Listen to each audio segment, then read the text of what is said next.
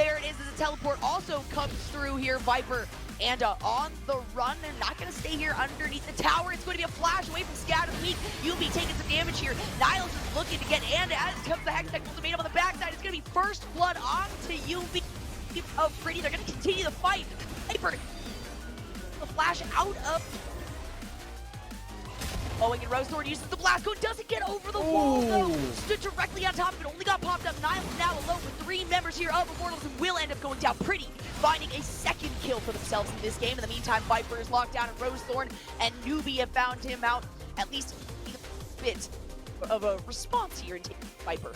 Newbie has finally arrived, but Joey is the huge MVP of that play, getting a very, very early preemptive roam from him.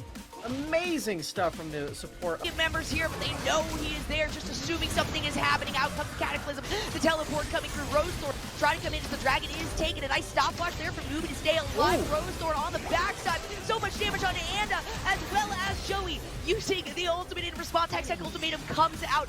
UB and Niles are quite low though. Joey would be the target. The Realm Warp coming through from Pretty, just Pretty, and Niles finds the double. As they've already done, did just hit 2 items. And look at that, Golden Guardians not only going to find the 2 towers in the middle while that dragon was being taken by Immortals, but they managed to pick up both the first bottom tower and first tier top tower as well. It's going to be a nice lockdown though by Pretty on a Rosethorn, taking a lot of damage. Bomb coming out. Niles going to have to use the W and a nice little satchel charge there to shove back. And Joy, but Anda and Pretty are looking for something. They find the Cataclysm, and it's going to be Newbie who gets stuck in as the flash out from Niles comes through. A lot of damage right there. Pretty is going to use a beautifully timed stopwatch. Flash out just in time, but you can't flash away from the Syndra ultimate. A flag and drag in, and it's going to take a lot of damage from Viper. TP's directly into his death. A double kill going over to Prismal.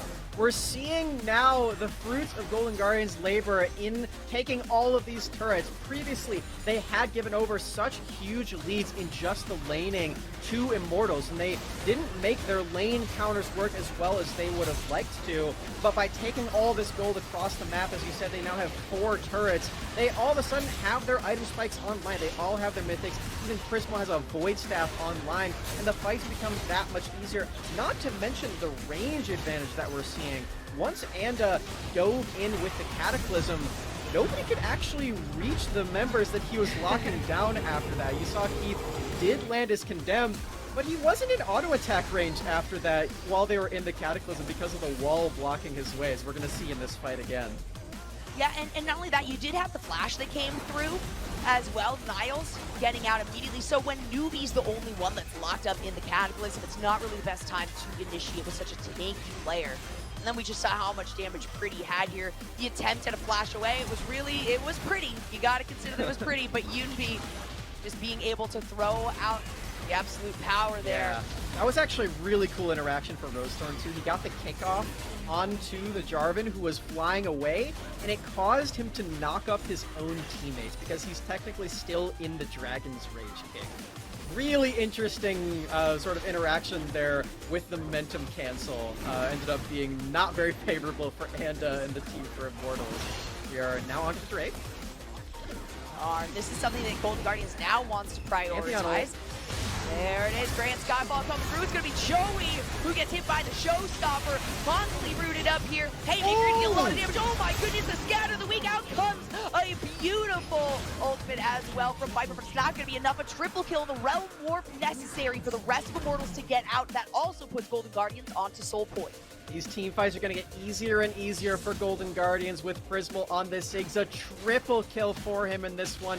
And now that's a 3rd Drake. He can send these minions down the mid lane and likely get this inhibitor turret with all that damage that Ziggs provides. Drops the satchel on him early, instantly pops that one. And Yubi doesn't even have to take part because of all that damage that Ziggs has. They can take out another turret in the top lane. They can take out another inhibitor, more structures. And look at this. Even bot lane Niles is getting in on the action. They're taking away so much gold that is just standing around on the map waiting for Golden Guardians to snatch it up. And Golden Guardians, you can tell, said, hey, yeah, you've got Camille, you might have Rise, you might have Keith on this vein, but we can split push too. And it's the wave clears are huge right now. That is going to be, you know, the Baron buff utilized incredibly well on top of it. So Golden Guardians, they're taking what normally could be small victories and turning them into massive ones while we watch that replay one more time.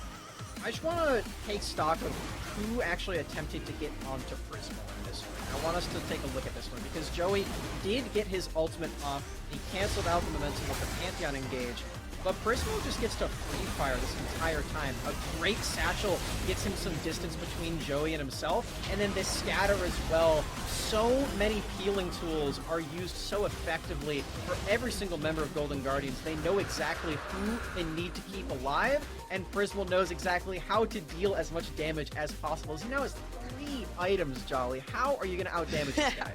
I mean, it's really tough. You got no deaths on top of it for this player, and a lot of pressure now getting into the later game. We talked about the scaling ability on Immortals, how it's so much more than Golden Guardians, but the one big scaler that we'd be looking at would be Prismo here. And that, while it was a slow start in the bottom lane, 5-0-2, a 700 gold bounty, and how quickly did this gold lead really take off here for Golden Guardians is another thing. It was so close, really just 1 to 2,000, and all it took was a couple of fights, and the amount of pressure that Golden Guardians is able to turn successful fights into. Like I said, when they gain something, they're going to take everything to the absolute nth degree and steal whatever they can, and Immortals just hasn't been able to respond to it quickly enough. Now they're going to pressure in and try to break open the base from another angle. They can, oh, so much damage, not even necessary for Prismo to throw out the satchel on that. Yeah, nobody's even trying to defend this for Immortals. They were not prepared for this siege to come through. Rather shocking, as there were so many members of Golden Guardians in this bottom lane, but the response just was not there. Another inhibitor falls, and Immortals just have to stay turtled in their base. We already mentioned just how difficult it is for them to clear these waves. They have only single target damage apart from Pretty's Rise, and he can't be everywhere at once. If the minions are all in one spot and they can turtle underneath the Nexus turrets, then maybe he's going to be effective to do that. But he has to just walk around between these 2 lanes now of mid and bot lane to clear this out if they are going to do this effectively and try to gain some ounce of pressure. And it's a very tall order. I'm not sure if they're going to be able to even get out of their base when there's break spawns. Oh my goodness, that was actually pretty flashing away. Gonna get jumped on here by Niles. A nice pass in there and a root onto Anna, who cannot get out even with the flag and drag. A beautiful condemn onto Joey into the corner here, followed up by a face break, but that's not gonna keep you alive even through the shielding on the Haymaker. We've got TP as well coming through into the base. A beautiful scout of the week once more as Keith takes a lot of damage from Prismo with that fantastic TP. Is gonna find the one pretty activates. Oh no, pretty activates the realm board, but has to walk right away for it. It's going to be a clean ace for Golden Guardians, which spells the end of the game. Game number 1 in this best of 5 for Golden Guardians Academy. IMT not feeling great in this first one, but they do have side selection going into game number 2.